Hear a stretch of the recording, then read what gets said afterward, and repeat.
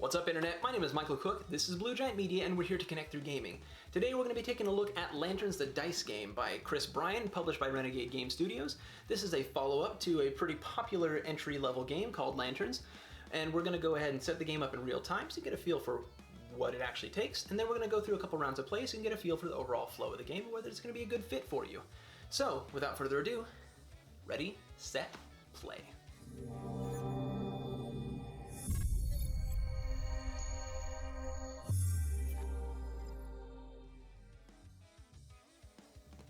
Alright, Lanterns Dice is a dice game based off of the popular game Lanterns, which is also by Foxtrot Games and Renegade Game Studios. The main characteristic of it is the fact that when you take your turn based off of how you orient in the original game your tile, and in this the tray of dice, you're going to get what's facing you and your opponents are going to get what's facing them. So that is kind of the common thread between these two games, the tile laying game and the dice game that this is. So to set the game up, you are going to give each player a different one of these because they are labeled. See, this says D right here. Then there's an A right there. So they're lettered A, B, C, and D. So you're going to give each player a fresh sheet. So let's go ahead and say this is going to be a two-player game. And we'll go ahead and set that aside. And we'll go ahead and grab pens for each player. Ooh. Okay. So then what you're going to be doing is you're going to be choosing 4 different shapes of these fireworks. So you'll notice that like these ones right here, they take up 5 squares. You know, they're made up of 5 different squares worth. This is made up of 4. This is made up of 3. You're gonna get one that's made up of 3, 2 that are made up of 4, and 1 that's made up of 5. So for your first game, it recommends, and I have these kind of wedged in there to try and make everything fit nicely. For the first game, it recommends using this one as the small one, this one as the large one, and these 2 as the medium shaped or sized one. Okay, set that aside. Then we have a couple different ways to spend your gifts from the Emperor. There is an A side and a B side, 1, 2, and 3. For the first game, it recommends using the A side. So we'll go ahead and set these up at the top here.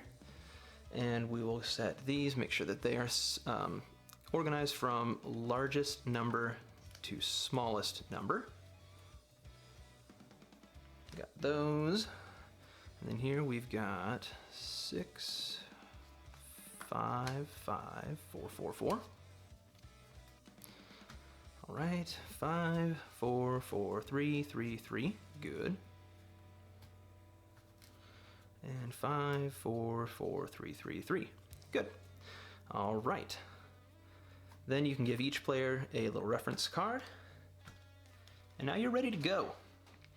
All right, so let's say this player has the A sheet. The player who has the lowest alphabetical number is going to be the first player. So this will be the first player over here. So what you're going to do on your turn is you're going to roll the dice. And then this player is going to get to choose how they want to orient this tray. Whichever color lantern is facing this player, that is what they are going to get. Whatever color lantern is facing this player, that is what they are going to get. So on this player's turn, they are going to get, let's see. Now there's a lot of different ways that you can score points, and I will go ahead and explain some of them so that there's a point of reference. So on this sheet, you can see each of the squares is made up of 2 different colors. Here's a red and a purple, for instance. So whenever you fill in a square, that is something that could potentially earn you points. The ones that don't have anything special about them, no little circle, square, or boat or anything, those generally are going to just make large groups, which you score points at the end of the game for your second largest cluster or connected area.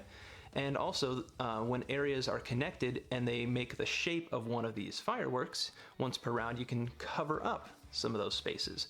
So that can be nice as well. And if you ever cover all the spaces that are orthogonally adjacent, side to side and up and down from a boat.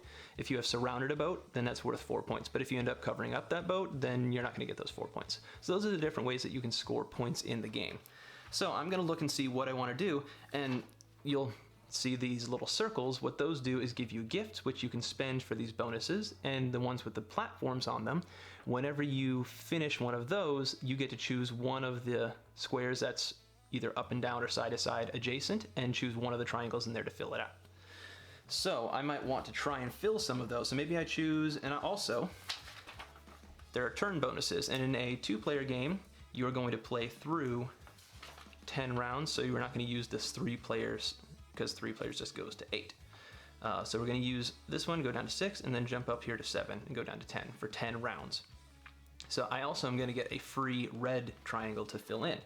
So maybe I want to take like this one right here because it's got a blue and a red. So I could choose to take this blue, and remember, I could orient this however I wanted. I could, for instance, take the white and fill this one in and get another Emperor's Gift. But I think I like the idea of filling in one of these with the platform. So I'm going to take the blue there, and I'm just going to scribble in that area.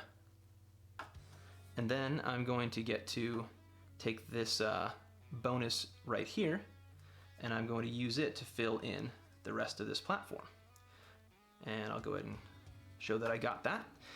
Now that I filled in this area with the platform, I can choose one of the areas adjacent and start filling one of those in. So I'm going to go ahead and come down here, and I will fill in this red. Now my opponent is going to get to fill this as well. So they're going to get to fill a white space. So maybe we'll go ahead and fill that one in. Okay. Now, after you have taken everyone's taken their actions to shade their lantern spots and taken the turn bonus, then everyone has a chance to perform an Emperor action. So that's where these come in, and that's where you're going to spend these gifts. So this one right here, you can spend 1 gift to shade 1 additional area matching your die. So since I took blue, I could spend 1 of these to fill in another blue area. If I had 2 of them, I could spend 2 of them to shade 1 area of a color not shown on the dice. So I could choose any color that's not shown here, and I could fill that in. Or I could take this one right here, spend 3 of these gifts that I might have saved up, and I can shade areas matching each of the 3 other dice.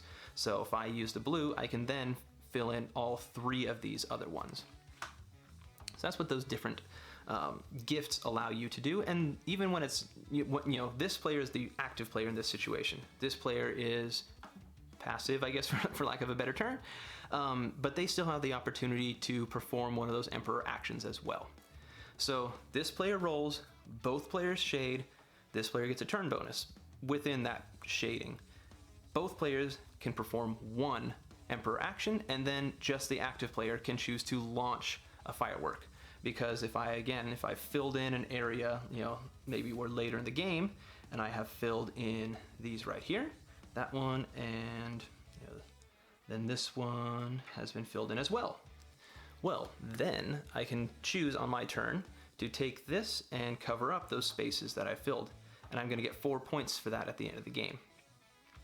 And you're going to continue, then this player will play another round. So we'll take this, now it's going to be this player's turn, and they might decide that they want to finish their little region there. So they're going to go like this and take the purple so that they can finish this area that has a boat.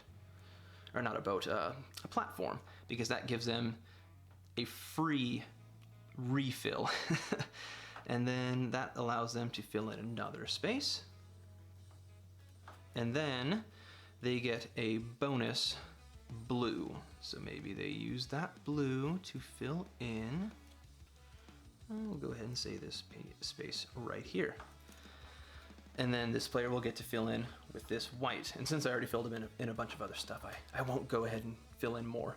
But that's the way each round is going to go. And this player will go ahead and cross that out.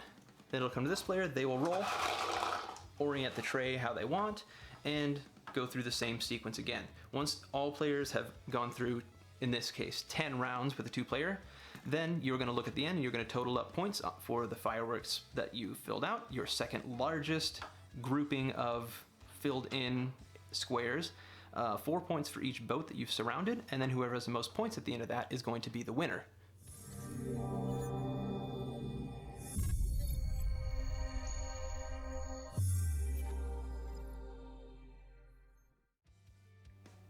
Now you should have a pretty good idea of how to set up and play through Lanterns the Dice game by Bryan and published by Renegade Game Studios. If you want to know more, you can take a look in the description section where you can find a link to my unboxing as well as my overview and review of Lanterns the Dice game, as well as a link to macronovagames.com where you can buy Lanterns the Dice game and hundreds of other great games.